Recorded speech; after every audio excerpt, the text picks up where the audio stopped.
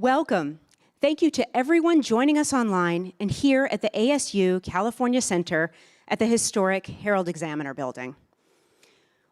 With great respect, Zocalo Public Square acknowledges the Yuhaviatam, the first people of this ancestral and unceded territory of Yangna that we now know as downtown Los Angeles.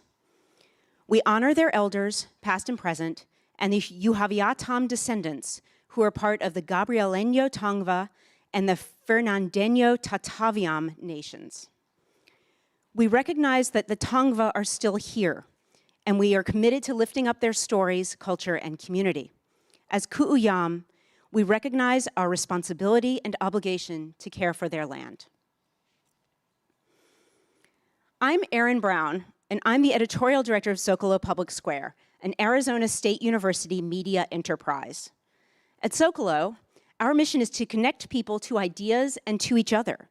Everything we do is free and everyone is welcome.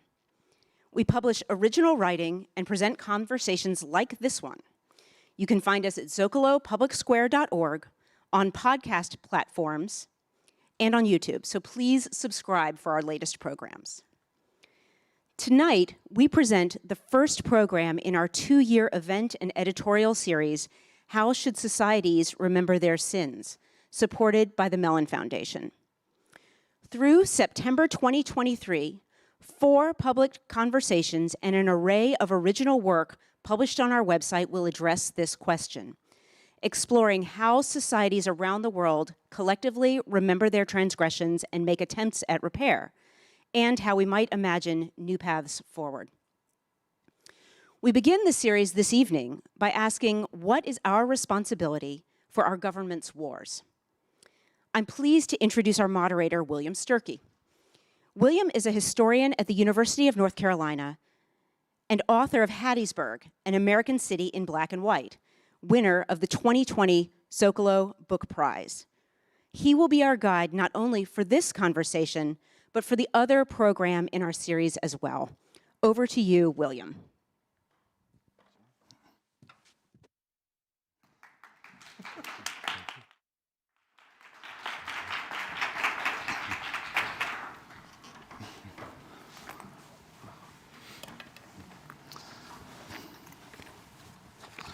Good evening, everyone.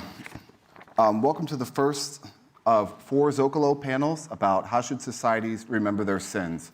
I just want to say, although obviously we're here in the year 2022, this is a very age-old question that every single society has engaged. And our society is currently engaged in this question in ways that might not be obvious. But major news issues, such as the killing of George Floyd, the withdrawal of troops from Afghanistan, even the hysteria over critical race theory, are all bound in some way by this major question about how societies should remember their sins. And so of course we're here today, we've assembled here today to explore the difficult question of what is our responsibility for our government's wars. And in light of that question, Zocalo has invited an incredible team of thinkers and writers who have firsthand experiences with war and who have dedicated years to thinking about issues related to our prompt. It would take me 30 minutes to introduce them fully, so I'm going to offer some brief introductions, and then we'll jump into our conversation. To my immediate left, Lieutenant General Robert Schmidl is a pilot with extensive operational flying experience, including missions in Iraq and Bosnia. He is currently a professor of practice in the School of Politics and Global Studies and a senior fellow at the Center on the Future of War at Arizona State. And he has published works in the fields of moral philosophy, social psychology, cybersecurity, and military history. To his left is Noel Lipana, an Air Force veteran, having served in Afghanistan and an adjunct professor in the College of Social Work at the University of Kentucky. He also works as a regional prevention coordinator in the Center for Prevention Programs and Partnerships in the United States Department of Homeland Security. He is also a founding board member and current president of the David J. Draculic Art Foundation, which provides arts and recreation to military members, veterans, and their communities.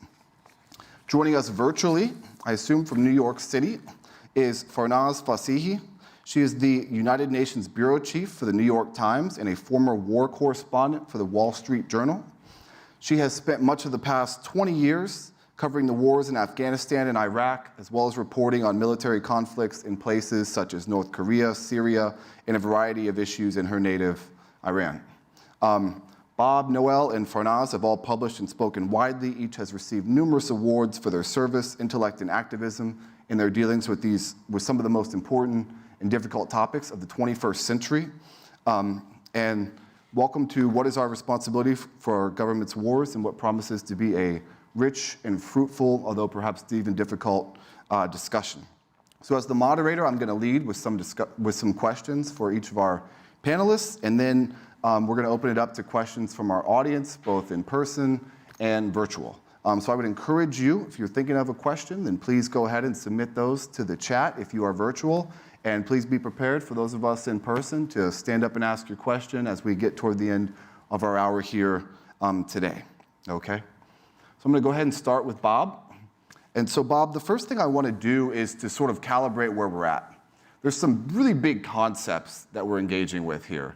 So I wonder if you could talk about how should we think of and define the term "are," first of all, and even wars. What are our actual government wars, especially considering massive levels of dissent from our own citizens over some of the conflicts, such as Vietnam, the recent war in Iraq, and then also the fact that war has changed so much in the past 100 years. We don't necessarily declare war in the same way as we did with World War I or World War II, but yet there's obviously a lot of violence in the world today. Okay. So the question was, what is our responsibility for the government's wars? So the first thing that the our, O-U-R, is we probably ought to unpack that word to the extent to try to understand the extent to which we, as citizens of a country, may or may not be responsible for what our government does in terms of going to war, and that's probably a different is probably a different thing to talk about than what the responsibility is. And when we first, those of us in uniform, when we first start to think about the responsibility of the nation for wars, we automatically start to think about the soldiers and Marines and sailors and et cetera, that actually execute the wars.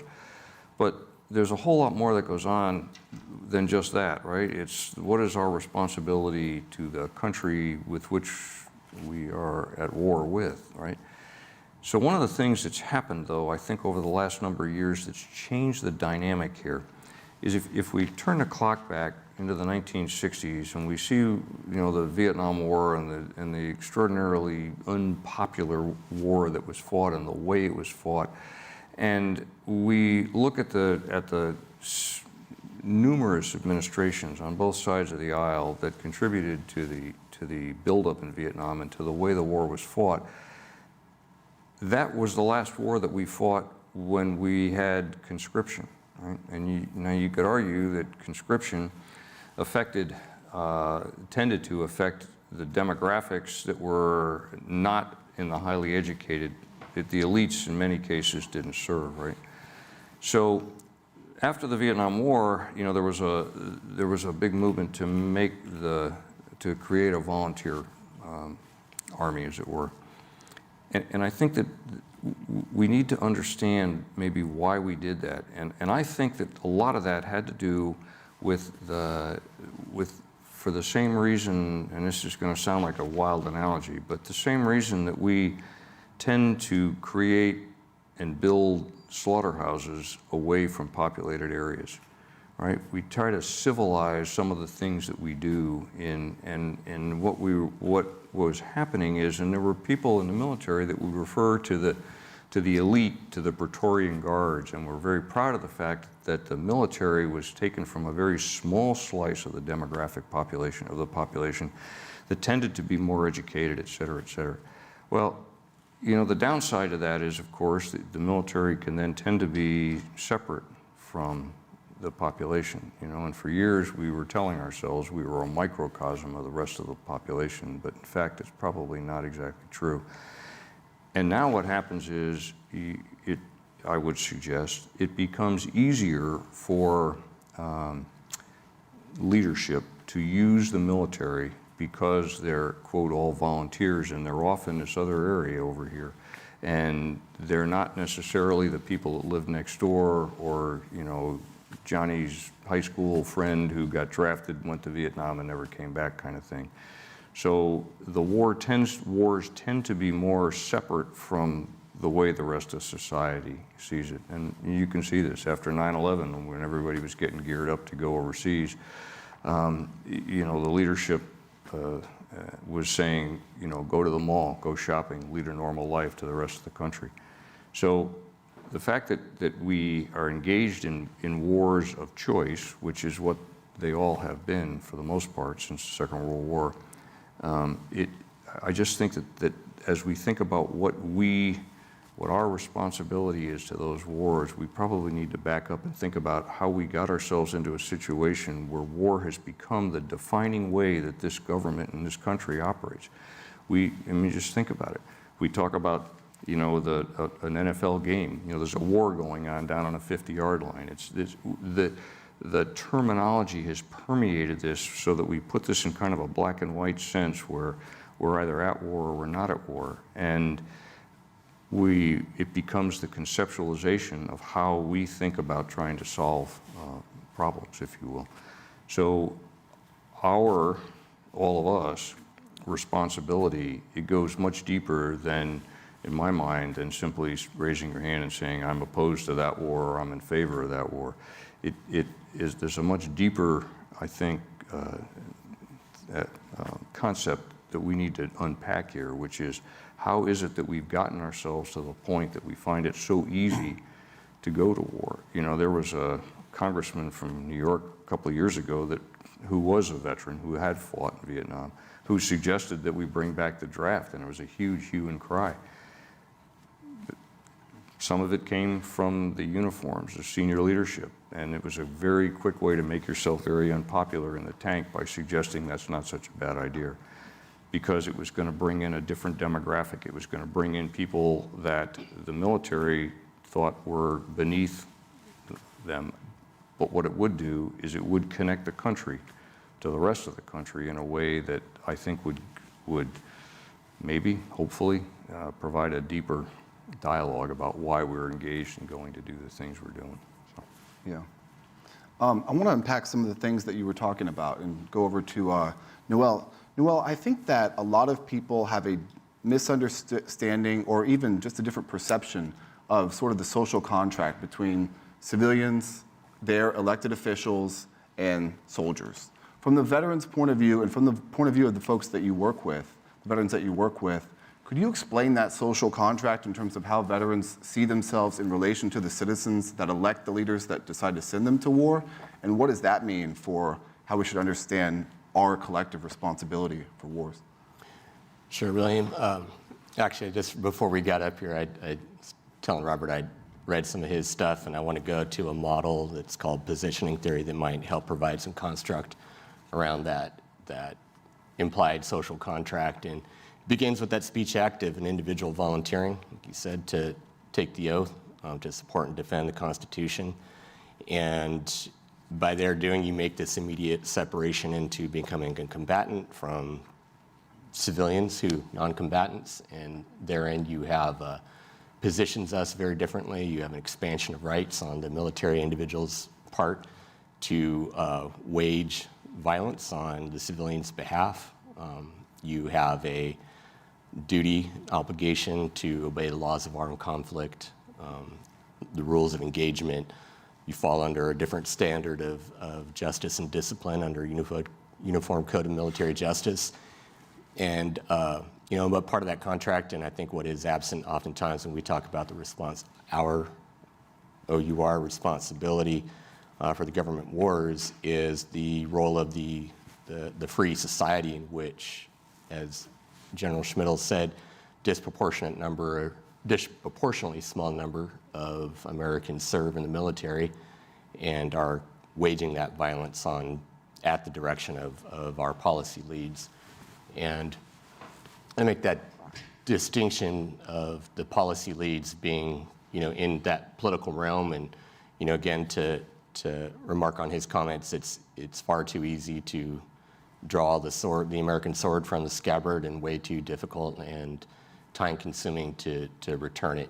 Yeah. And I think that, from the veteran standpoint, we want to believe that everyone's connected to his or her democracy, that the machine works the way that it should, that people have access to their elected officials, and that what they say from their congressional district and through the political process makes its way to inform how policy is brought out. And I don't think from lived experience veterans feel that. Yeah. And certainly not on the back end coming home either. It just adds to the complexities of this Odyssean journey where you're supposed to return to the sense of peace and safety, and instead you're launched into this second, if you will, no man's land. Yeah. I want to pick up on a similar line with a different type of question to Farnaz.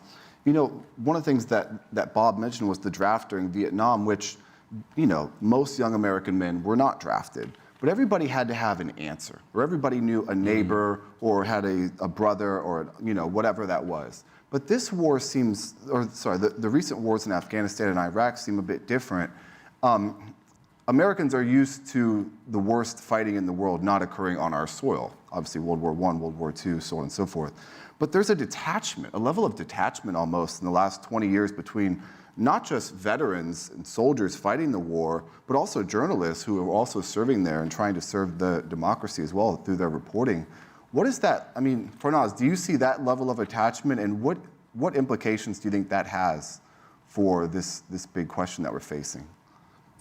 Hi, and thank you for inviting me, and it's sorry I couldn't be with you in person. It's good to see you all.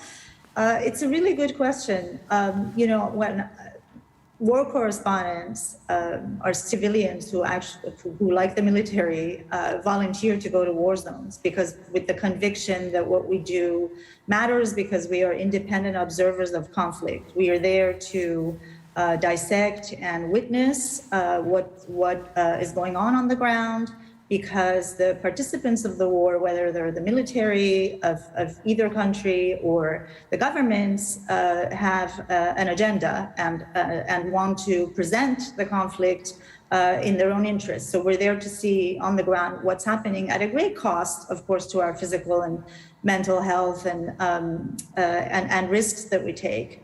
As a conflict reporter, going to Afghanistan and Iraq and spending many years there, I would always come back and land at JFK and come out thinking that America has the gift of geography, that its military wages all these wars, but we're so geographically distant from these countries that the general population doesn't really feel like they're at war.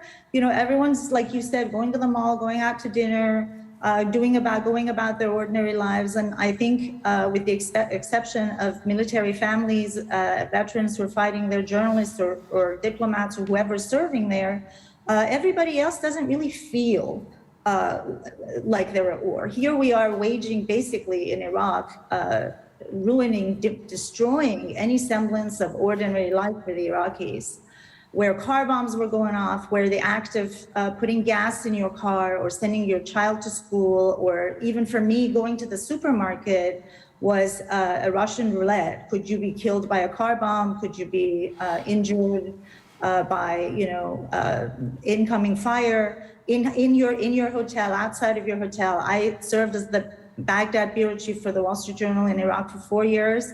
My bureau was demolished by car bombs 3 times. One of the times I was in the house, and another time, if I hadn't been, I would have been killed because the hotel building nearly collapsed.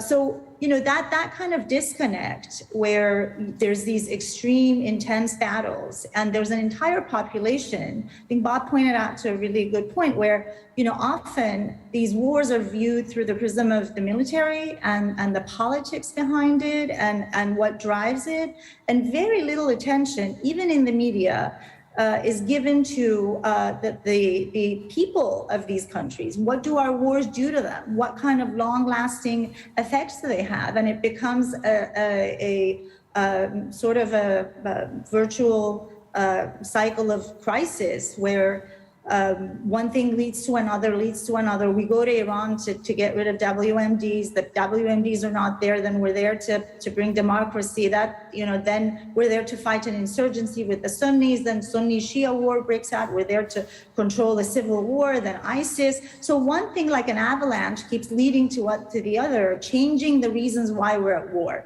without much deliberation or really thought about what are we doing to the people of these countries.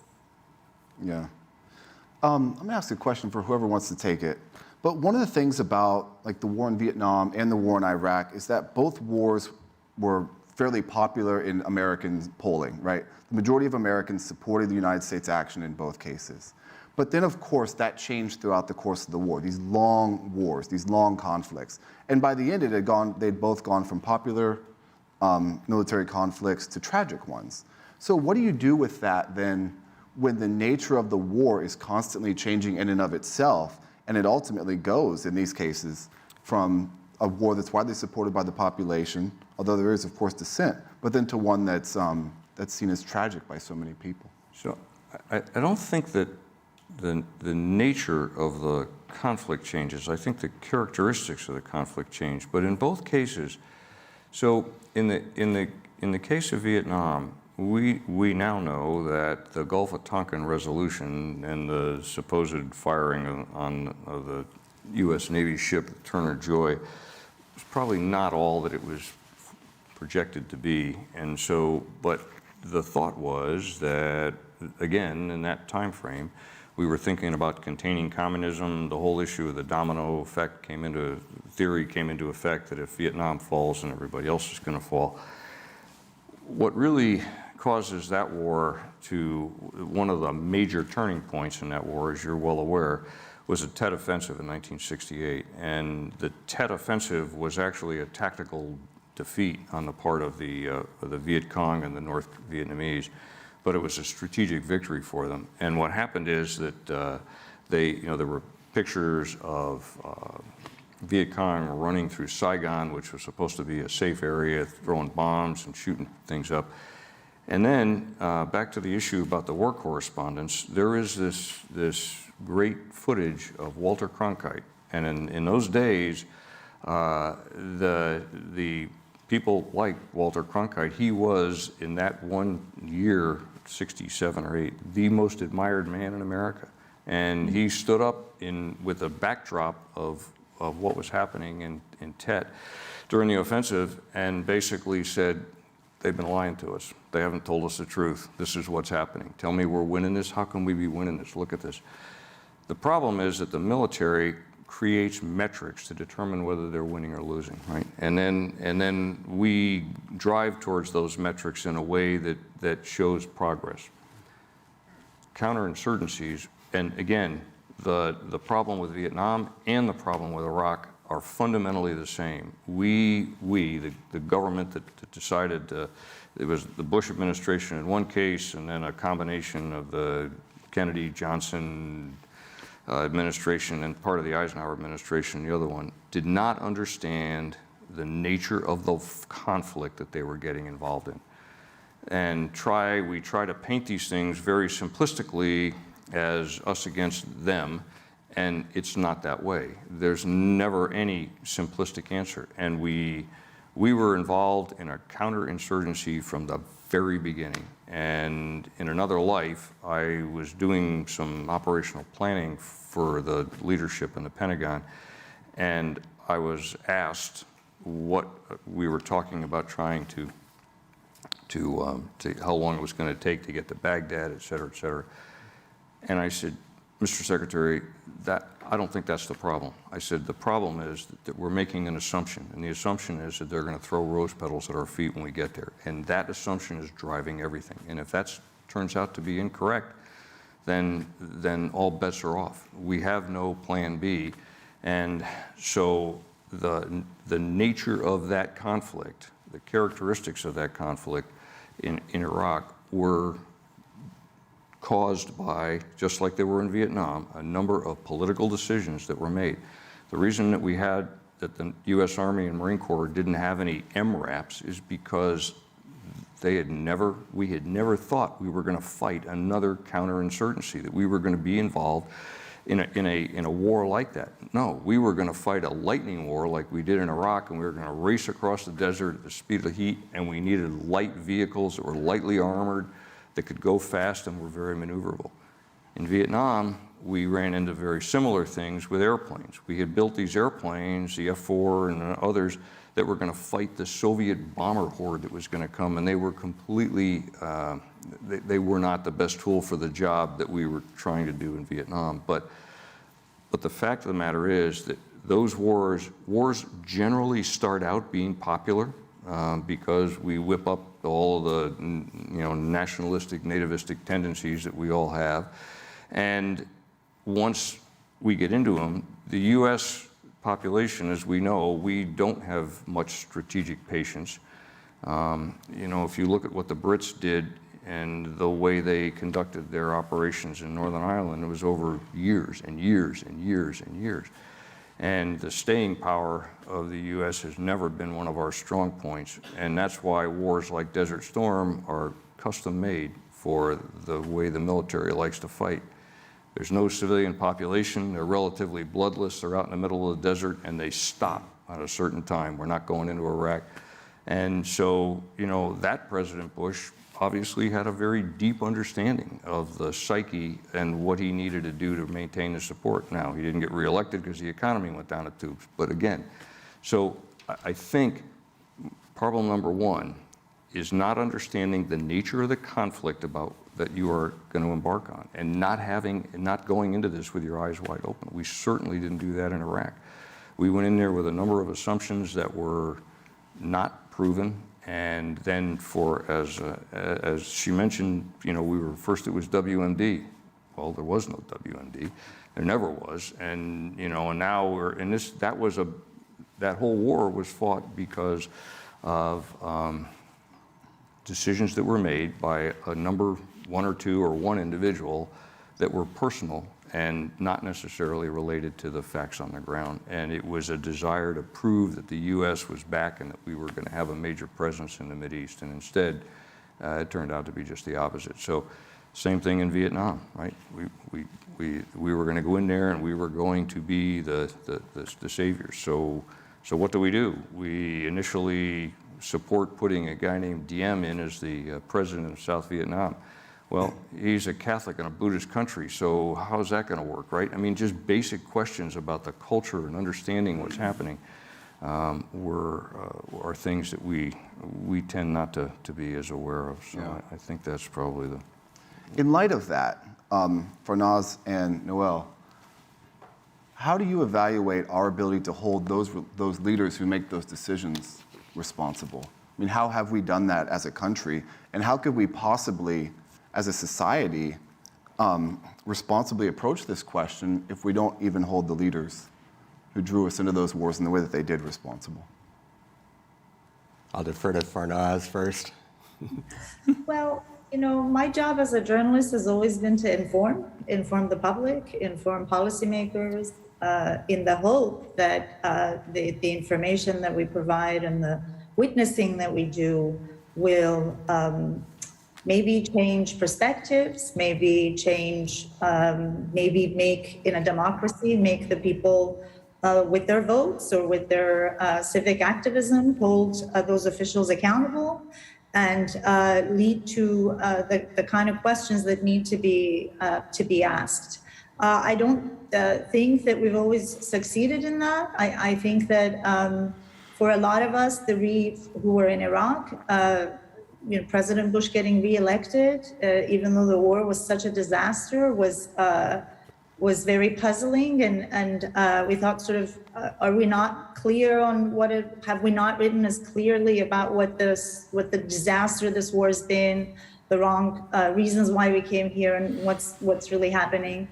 In 2004, right before the second presidential election of George Bush, I wrote a personal email. I'll just give you this as an example.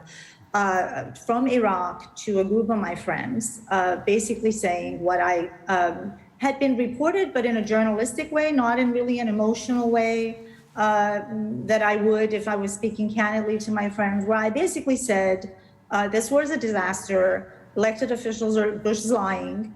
That it is not going the way. We're not building democracy. Iraqis are terrified to even go and vote. And I I don't even know why I'm here, because I can't really report. Every time I go out, I have to witness horrible things and whatnot. And that personal email turned into a global chain mail. Back then we didn't have Twitter or Facebook or social media. People were emailing it, and it landed on the front page of many newspapers from Brazil to South Africa, translated to a lot of languages, and became,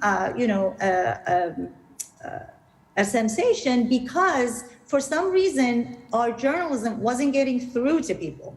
It wasn't what we were writing in our objective tone, in our carefully worded journalistic pieces, wasn't getting the disaster of the war across in a way that a personal first-person piece was.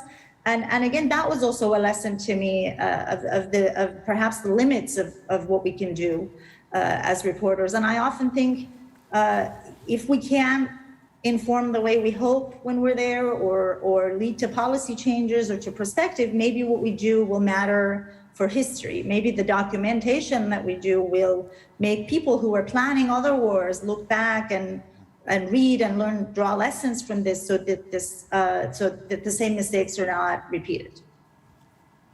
Yeah. Noel, did you want to chime in? Sure. I think that I do agree with elections being one way that we voice that or enact that accountability for these leadership decisions. But I think that there's got to be some kind of interim step in there where the public, again, has access and has some kind of relative power to hold these policy decisions and policymakers accountable. If you sit on an appropriations committee or House Intelligence Committee, or they all sit on committees which is where a lot of the action is actually done in government. And you failed, as in any other profession, you should probably be relieved and replaced. If you don't make it, we can't elect you out in this period of the election cycle. You get moved to a committee. I'm not sure what the right answer is, but I do think, like what Farnaz is saying, in terms of looking and what Bob was saying about metrics and accurate reporting, when you can't measure something, or you can't measure what's important, which is often intangible. What is happening to the humanity of the individuals, to the dignity of the people that we are trying to preserve and make life better for, and what it's doing for our own service members and their sacrifices. We tend to gravitate towards the things that we can measure, which are these metrics, right? And then we march towards those. And I think it's incumbent on journalists to be able to do their jobs, to point to those things and point to that deviation and say, we need to get back to these things. And when there is an absence of strategy, people need to be held accountable for that. I want to revisit briefly one of Farnaz's points about history and thinking about where your reporting might stand in the broader context of United States or global history. We've talked about these pretty obvious comparable points between Vietnam and Iraq, which everybody's probably heard. But the thing is, after the Vietnam War, and even during to a certain extent, with the release of the Pentagon Papers, and then of course all the literature and film and history that came from that, we still had the Iraq War. So I wonder if, we could fill an ocean's worth of ink with reporting and history and all the mistakes from Iraq, but didn't we just do this? Didn't we do the same thing with Vietnam 50 years ago? So I wonder what could be different this time so that there can actually be lessons learned, or maybe I'm underestimating the lessons that were learned. I want to throw that back to Farnaz. I think civic engagement is really important. I think education, arts, movies, books, all of these, any way that we can educate the public. Because again, in a democracy, what the public thinks, how the public votes, how engaged the public is, with the government and with the society is really important. With Iraq and Afghanistan, a lot of journalists who were there, including myself, wrote books because we thought a lot of our reporting wasn't getting in the paper. We had witnessed a lot more, so we wanted to document it in a more in-depth way. Many veterans have written books. Some of them have written beautiful fictional books that have done really well and have resonated with the public. There've been so I think the role of arts, and I hope that in schools, I really hope that in the curriculum of our education in schools and colleges, these wars are revisited and taught and talked about, because they are future voters and future leaders who need to be really well informed. Yeah. So I agree with everything you said. Here's I think the challenges that we need to address. So the use of the military and the war structure, if you will, the structure of war is actually, it is the word I'm looking for. It is the vehicle through which power flows in the government, okay? So, you know, if you get a chance and you want to do something this weekend and sort of dive into some of Michel Foucault's stuff on knowledge and power, and you'll get a better appreciation, I think, of where I'm trying to take this. But there's structures that through which power flows in an organization, in an institution. And in government, that has become making wars. That is, the military is the way a president is able to use the power that's that office. So here's part of the challenge. We came out of the Second World War, which was, for all intents and purposes, not an existential war for the United States, but certainly was for all of our allies. And then we found ourselves involved in Korea, which was the first kind of thing we stumbled into, right? And we called it a police action. We didn't call it a war. And we had people with two very different conceptions of what was happening over there. You had MacArthur, who thought that he was in charge and this was an existential conflict, and then it didn't turn out to be the case. Vietnam was also a war of choice. That was not an existential threat to the United States. The interesting part about that is that a lot of the leadership, some of the leadership that wound up in the Pentagon in uniform were folks that had written very critical things when they were in grad school about the way the Vietnam War had been executed. Yet we made some very similar kinds of mistakes. And part of the challenge is that is not understanding where the structures of power are. And so the United States military, when we talk about having a volunteer force, in some ways, we are happy to say to the rest of the country, look, we'll do the dirty work for you. Just leave us alone and we'll be okay. And we are separate from that. We will do this and we will make your life, you don't have to worry about this. The challenge is when you extrapolate that to the political level, now what happens is the political leadership says, for all these reasons, which you shouldn't even ask me about because it's not your job in uniform, we're going to go to war with country X. So that's the goal. You just figure out how we're going to do it. And in the military, we're actually kind of comfortable there, right? Because we're comfortable in that space. We know how to take big guidance and we know how to change it. The point that was made earlier is really prescient. In Vietnam and in Iraq, we went from one goal to another to another. The mission kept changing. Why? Because the political leadership was looking at what was happening in there, and the end state became less and less achievable, given all of the resources, et cetera, and quite frankly, given the way that we executed the war, right? The end state in Vietnam was to democratize, if you will, Vietnam. The general that was in charge, Westmoreland, decided the best way to do that was with firepower and attrition. We're just going to kill them all. That way we can't have an insurgency if all the insurgents are dead.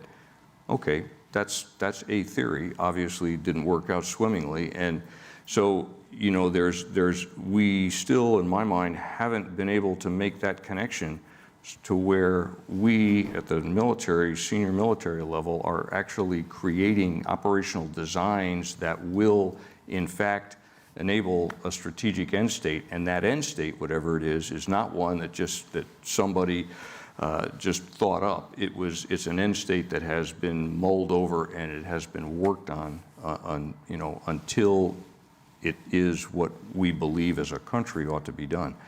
We have given the executive branch of the government great power to execute wars because we hold this national myth that the only way that we can keep our place in the world is we have to react so quickly that we don't really have time to go back to the Congress, and besides, they're not really involved anyway. Okay, so they may have a point there. But even with a resolution to go to war in Iraq, there was no end state to this thing, right? So how do we do that? I mean, okay, and now it becomes it becomes kind of a no pun intended, kind of a manhood issue. Well, okay, so I'm in support of the war, and away we go. And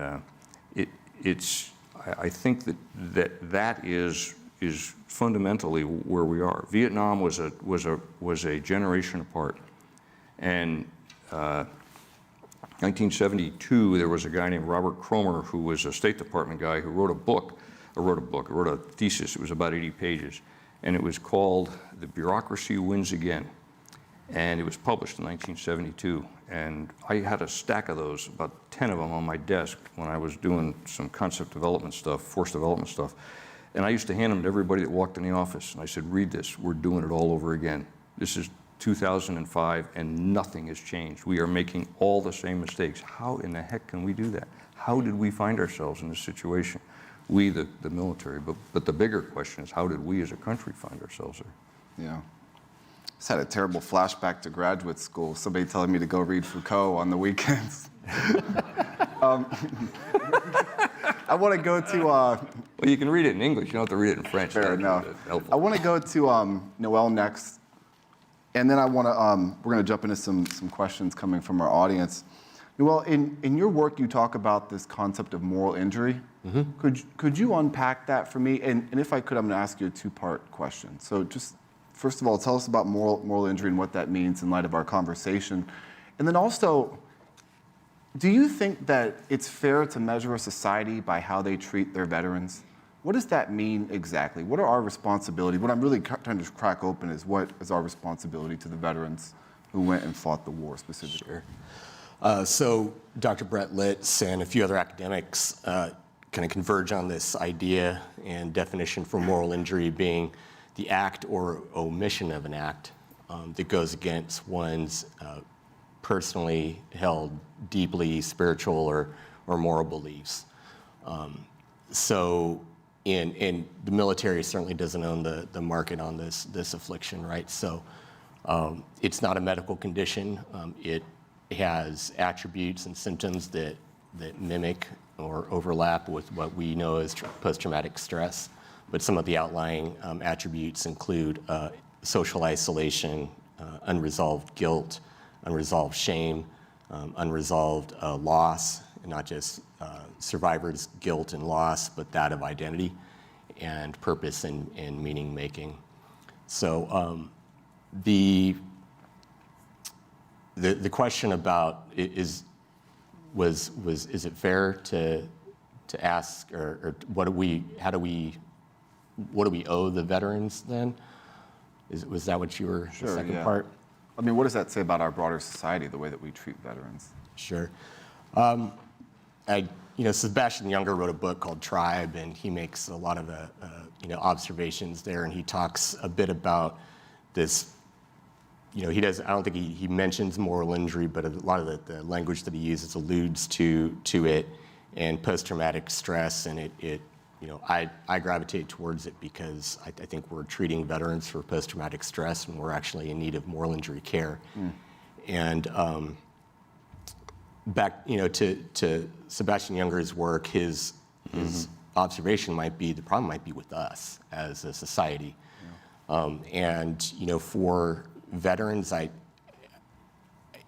don't think that we miss, combat and the hardships. We can do that. We can, Farnaz, you've been in third world countries and in combat, and as has General Schmidl here, and we can endure that. What we can't do is be either dead inside or be made to feel unnecessary or useless, and having lacking an avenue to atone for moral injury and to be part of that reparation and reconciliation and healing. And those are hard things to measure, right? We're treating a medical condition. We can go after symptoms and symptom reduction, but some of the harder questions I think veterans, want and need help through the arts, Farnaz, and through different mediums of expression is how do I know how to die for my country. How do I live for my country? Yeah. And it's difficult to stay connected to a society that doesn't ask a whole lot of its members, many of its members, other than even in journalists who sacrificed their comfort and their time with their families and sometimes their lives, military, to make huge sacrifices on behalf of society that again is disconnected from the wars that its government's prosecuting. So I think that veterans we're okay coming back to a society that is vested in its own democracy, be worth our sacrifice. Let me ask just a quick follow-up before we go to the audience. Do you think that the term moral, or the idea of moral injury, can be applied to society broadly?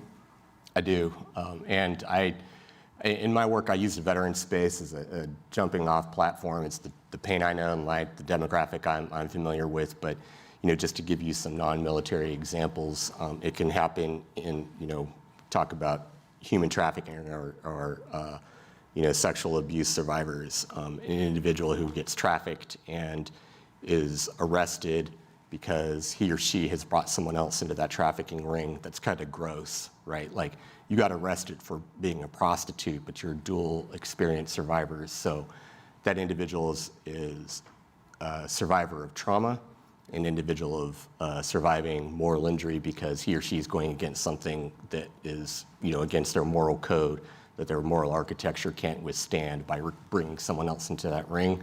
And then also betrayed and moral injured by an institution that's supposed to be set up to protect them. And then you have an officer who may or may not agree with what he or she is doing, but is still making that act of arrest. Yeah. In the medical field, people make these decisions on a daily basis. Who gets care, who doesn't, who gets put on a ventilator, who gets triaged a certain way.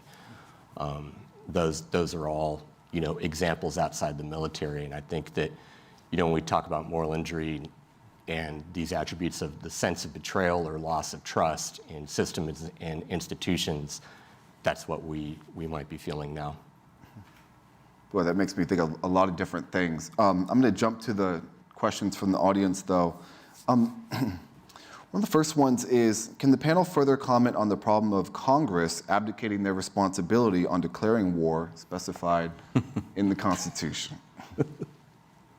Oh, yeah, I mean, the theory of the case was that if the Congress had to declare war, that you would have the kind of dialogue that we were talking about at the strategic level about why we're going to war, what the goals are, et cetera, et cetera.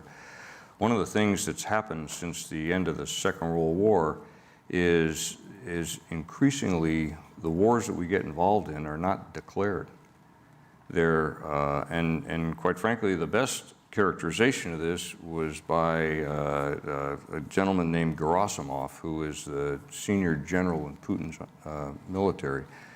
And he addressed a class at their equivalent of their war college a couple of years ago, and he said in the future, wars will not be declared. They will simply be an increase in the level of violence.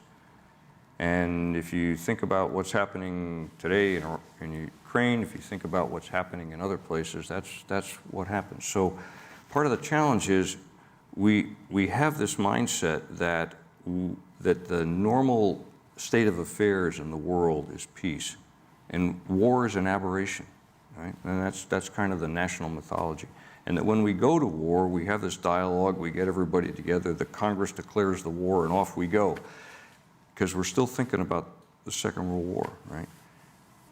What a lot of us don't remember is that the draft passed by one vote. So before the war, I mean, so we haven't always been this, it hasn't always been that way, the good war.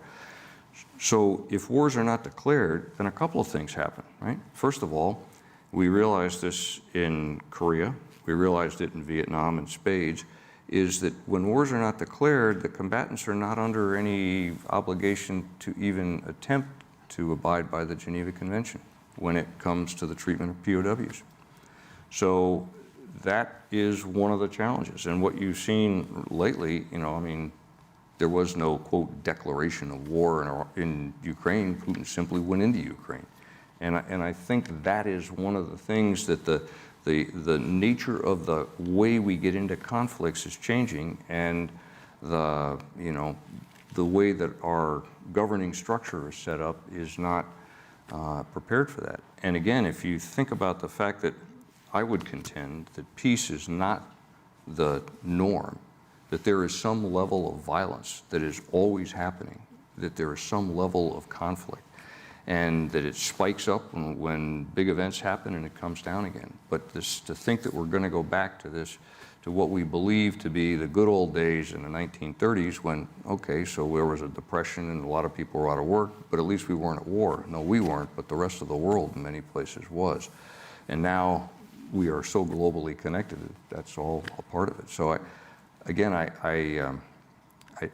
think that, I mean, it's a great question, and a lot of people are asking it, and it certainly is an abrogation of what is in the Constitution as their authority, or what is expected of them, their authority. But that's probably why. If there are folks in the audience, in our live audience, and you have questions, please feel free to line up toward the right of the stage where we have a microphone. I wanted to ask the panel also, or I didn't want to ask, I'm relaying a question from the chat. But so how should we think about the people living in the countries where the United States has gone to war? I know that's a very broad question. There's a lot of implications that are, immigration policy, refugees, financial, economic, whatever you want to take a stab at. But how should the United States think about those populations that are often very in need now because of military action performed by the United States? Should I answer that? Sure, for Naz. I dedicated so much of my time in war zones focused on the populations. I think we have to understand that wars happen to people. They don't just happen to the military or to the governments, and they not only uproot and affect lives as they're happening, but they can have generational effects and long-lasting effects long after we are gone, as we are seeing in Afghanistan, where after the chaotic exit last August, what's happened to the lives of Afghans who have remained in Afghanistan. Girls can't go to school past 6th grade, women can't work. All the gains that we had defined and achieved to some extent in Afghanistan were completely lost. So these are generational or families that have been forced to migrate, or they're the lucky ones, but the difficulty that goes with that as well. So I think we have to be very clear-eyed, I think, as the general said, about the consequences of these wars, not just for our military, for our government, but also for millions and millions of people who are the receivers of this conflict in these countries where we go. We can always leave. Even as a journalist, I knew no matter how much of a risk and how much in danger I was, I could always leave. But the Iraqis, the Afghans, the Syrians could not leave. And that is something that I think we have to be, that has to go into our decision making, and to try to be a little bit more responsible for, in case of Afghans, processing the visas, offering more support for the families that are here. But all of that doesn't happen. I mean, how many millions of Iraqis were forced to be displaced and never found a way to safety to the United States? Even translators, employees of the U.S. military are now having a difficult time getting any sort of support. So I think we need to really understand with a very clear eye that we are talking about upending millions of lives for generations. And and then ask the question, is it worth it? Are these wars worth it? Yeah. Farnaz, can I just ask one follow-up? There are Yeah. people in this country who very much supported, wars in Iraq, Afghanistan, whatever, and who now wouldn't ask that question, have no interest in asking that question. Why do you think that is? I think because it's really hard to admit that your country has done wrong and to question the idea of America's exceptionalism on the world stage. This idea that the democratic values, the human rights values that are so highly regarded in this country and and we aspire to and we want to in many ways genuinely be a role model, don't always apply when we're in battlefields. And I think that's a difficult thing for a population, for citizens of a country to come to terms with. So sometimes it's easier to ignore it, to deny it, than to actually really confront it. Yeah. So just make one quick comment. So as you were talking, I was reminded of a couple of things. We had a plan at the end of the Second World War called the Marshall Plan, where we invested what would today be billions and billions of dollars in Europe to get it back on its feet again. We did the same thing in Japan. We understood the culture of Europe. We understood those countries. We had many people in this country that had come from the countries in Europe that we were trying to. We didn't understand the Vietnamese. We didn't understand and don't understand the culture of the Iraqis or the Afghans. Some people do, but it's such a small minority that there's not. So maybe one of the responsibilities that we have that we never talk about is, this goes back to Colin Powell's famous expression, that, hey, you break it and you own it. So how do we do that? So when we, how do we create that kind of a dialogue that says, look, we don't understand the culture of that country. When we got ready to do this, it was clear the leadership did not understand the culture. And we didn't understand the nature of what we were getting involved in. And there certainly was no thought about, if this goes wrong, what do we owe the people of Iraq? What are we trying to do here? Is it just another fat guy with a mustache? What is this whole thing about? And so maybe having some kind of a dialogue about that, and again, people will say, well, in the case of Afghanistan, the corruption was so endemic. I got all that. And we didn't know that. This is, we're supposed to be the best and brightest and smartest people on the planet, and we can't figure that out. But I think your comment is spot on, though. When we find things like that that cause us to question the myth of our exceptionalism, we just don't want to deal with it. Mm-hmm. And I think that's too bad, because we do need to deal with it. Noel, did you want to hop in? I do.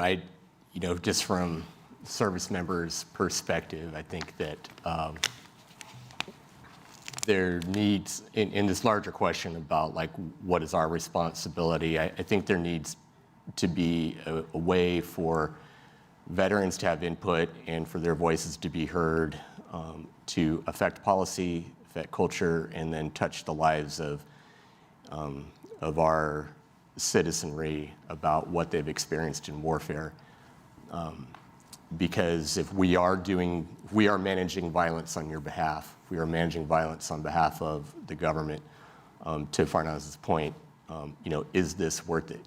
And there's not a good way, in my opinion, and not a good way to hear the voices of my colleagues, my fellow veterans from Iraq and Afghanistan, to speak to what we've seen, done, failed to do in moments of crisis and moments of terror, and while conducting ground combat. I can tell you that ground combat is the most horrific but also most beautiful thing, and humanizing and dehumanizing thing at the same time. And I want to ensure that throughout this dialogue, I really want to express my appreciation for our service members and to inform you all of how proud you should be of your young men and women, your sons and daughters, who we put an incredible amount of moral decision-making, responsibility on their shoulders whether they're being watched or not. One instance in my experience, my unit got in a firefight, took a couple prisoners that we didn't have to take. We would have been, this fire team would have been absolutely within the laws of armed combat and rules of engagement to kill these insurgents, and did not. Ensured that they were given their Qurans, their prayer rugs on time, that all the food that we were giving them fell within their dietary restrictions. I'm talking about E4s and E5s, people who aren't even old enough to rent a car. Doing this in the middle of Musa Qala, Afghanistan, at night with no adult supervision around. I had the privilege of sitting with the 2-1 Marines in December, working with, under Jake Rademacher and Brothers at War, sponsored by the Gary Sinise Foundation, with the 2-1 Marines in Pendleton who were there in Kabul. And again, to sit with these young 20-somethings who were acting on your behalf in the most humane ways under extenuating circumstances would really fill you with pride in what I think, and William, we talked a little bit last week about post-war legacy. What is the utility of the military? What is the utility? What is the purpose of the veteran post-service? And I think part of this legacy is that we are a moral reserve from which the nation should and can draw from. But there has to be a way for us to offer that, and for the citizenry and the political body to draw that from. Yeah.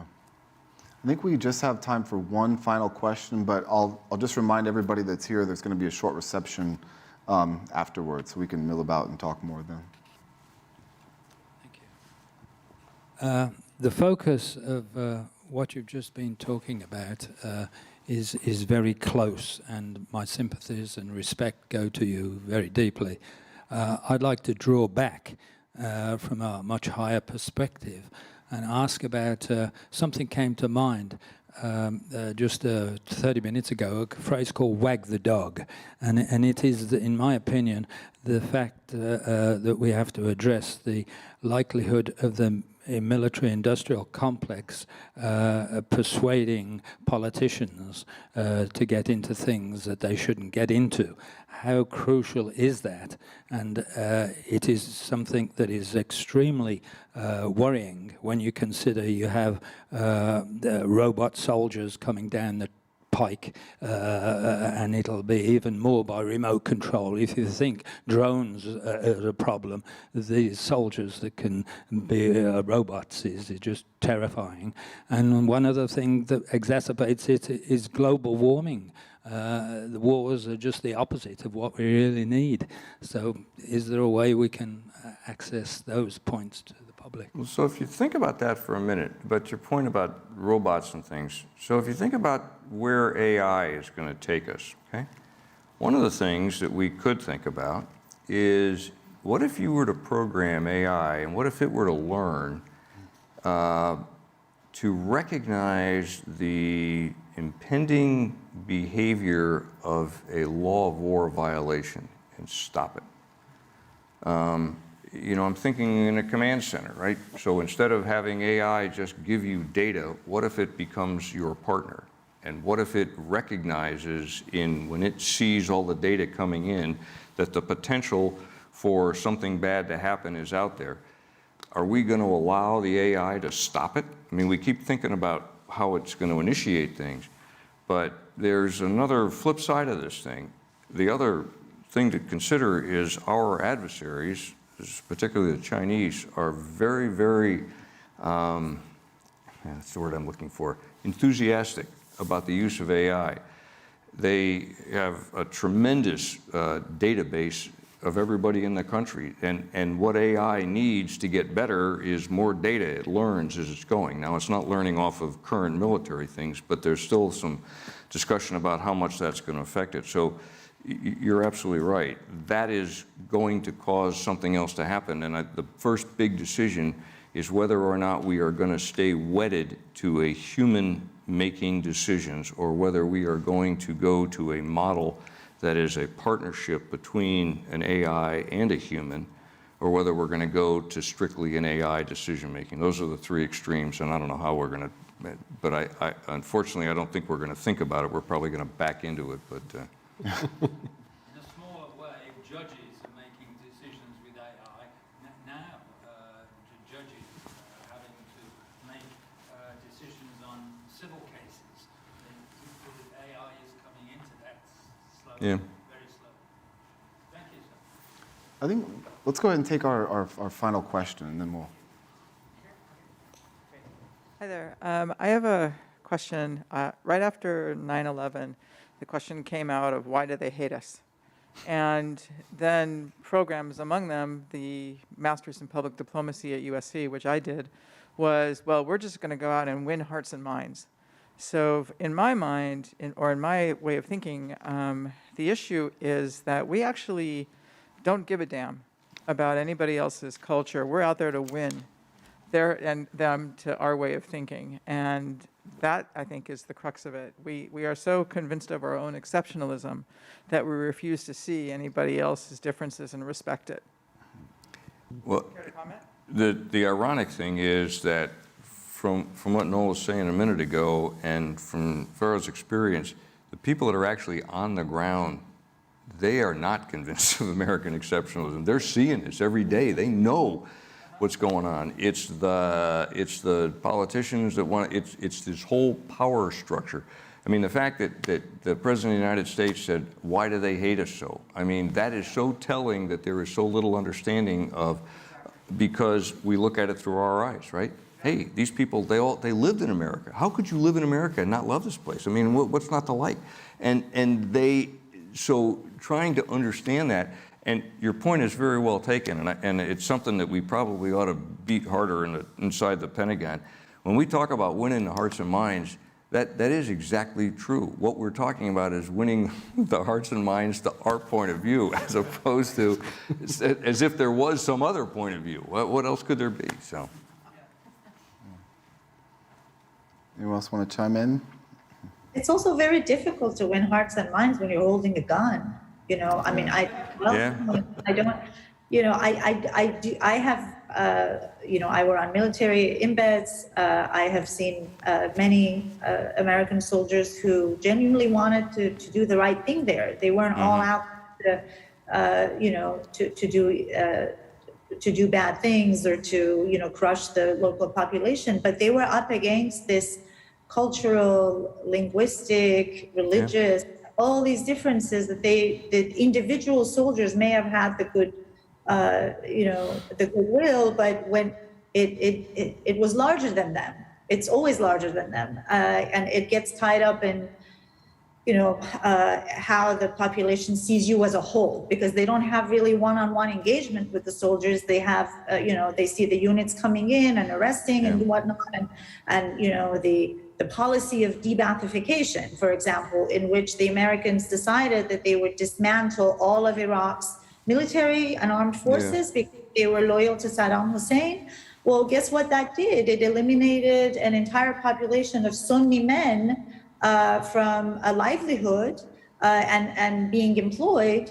I won't talk about just the insecurity that it created and the security lapse while it took to create another national army and what it did to Iraq's borders and not. But what it did was it was the seed, it planted the seed of the insurgency, because they now saw the American military as a force that not only came in, but took away their jobs, their livelihood, their pride, their purpose of life, and they were all sitting at home. So what are we going to do? We're going to organize an insurgency. That's how it started. The battle of heart and mind is a very difficult one when you're the powerful military on the ground. So that decision was made by one person, Paul Bremer. Paul Bremer, yes. And he was a political appointee with no background in doing anything. So therein lies the problem. In Vietnam, the most effective way that we had to conduct the insurgency was actually done by the Marine Corps, and it was called, they were called combined action platoons.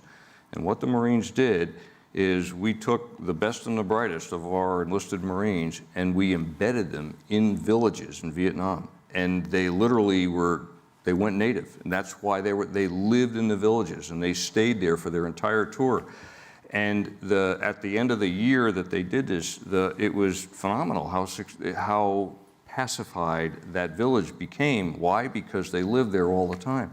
And they were accused of going native, which was exactly what the guy that directed all this was a Marine 3-star named Brute Krulak, who was the Commandant Krulak's father. But that was opposed to what General Westmoreland wanted to do, which was firepower and attrition. He was going to kill all the insurgents and couldn't understand why we were using all these Marines to pacify these villages. So even when we're making a lot of mistakes, we did some things right, only the bureaucracy crushed it because we just didn't have an enlightened view of how to get there from here. So. I also want to add that Americans view these engagements, they see the military, certainly in Afghanistan and Iraq, as a liberating force. And we forget that the population views the US military as an invading force. Yeah. And therein lies the contention between hearts and minds, where you don't see yourself as invaders, but as liberators, and then they don't see you as liberators. They see you as, a military that's invaded their country and a setup, and it's very hard to find a middle ground there. Yeah. Okay, folks, well, we are out of time. So this is obviously the first event in this series. The next will be coming in the fall, and the next prompt for the panel is, what kind of monuments do we deserve? Until then, I would encourage you all to subscribe to the newsletter, visit the website, subscribe to the podcast, and of course, subscribe to the YouTube channel. But please join me in thanking our esteemed panelists for this talk.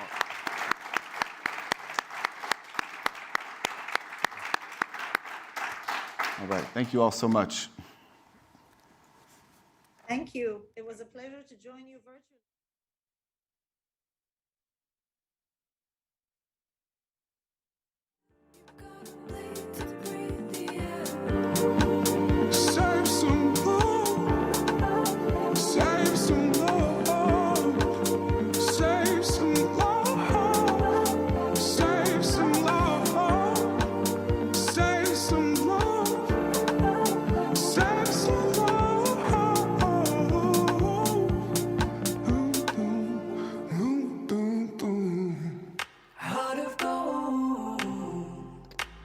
Strong as gold. I'm a beautiful, in a world of concern. I'm a beautiful see.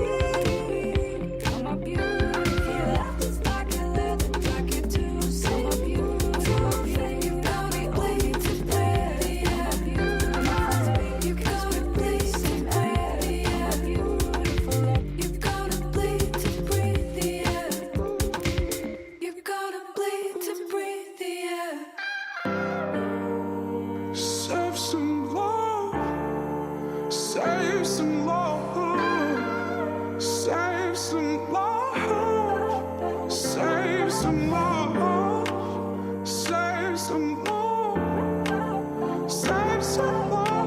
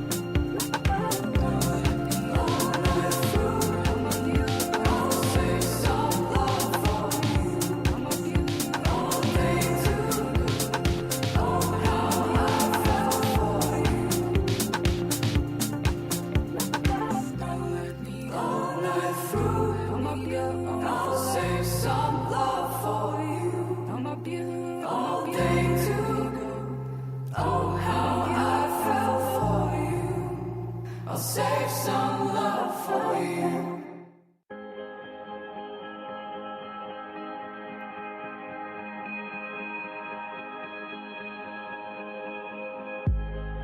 Even if I'm leaving you at the door, even when I know that you're never alone,